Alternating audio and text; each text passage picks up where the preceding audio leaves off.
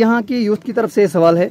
आज से पहले भी यूथ ने काफ़ी जंग लड़ी है, बाकी पार्टियों के साथ लड़ी है, लेकिन उन पार्टियों की तरफ से उस यूथ को कोई फायदा ना हुआ है। गली गली में शोर है, पीडीपी का जोर है, गली गली में शोर है, पीडीपी का जोर है।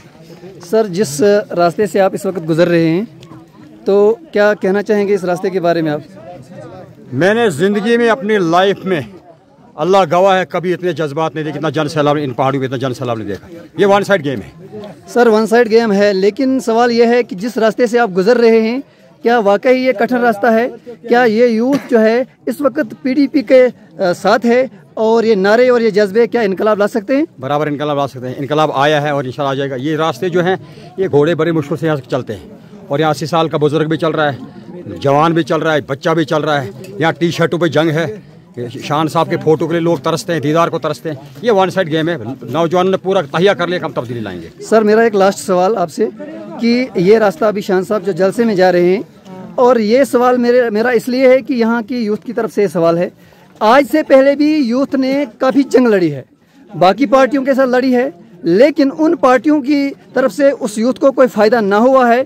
तो क्या यकीनन ये यूथ जो है ये यकीन रख सकती है कि इम्तियाज़ खान साहब जब यहाँ से जीत जाएंगे तो यहाँ का फर्स्ट प्रायोरिटी रोड होगा? तो ये सवाल सर आपसे। ये बहुत अच्छा सवाल पूछा आपने। ये जहन से यूथ जो यहाँ, उनको मैं गुजारिश करूँगा, पहले कचरा साफ कर दो। 4 तारीख तक, 18 तारीख वोट कास्ट करके ये कचरा साफ हो जाएगा। उसको बाहर आएगी, साफ सुथरा आएगा, करम नहीं आएगा। बहुत अच्छा सर। यकीनन एक सवाल और सर, यकीनन यूथ ही इस सैलाब को चलाती है, यकीनन यूथ ही जो है इनकलाब ला सकती है। तो क्या संदेश रहेगा यहाँ से बानिहाल तक सर?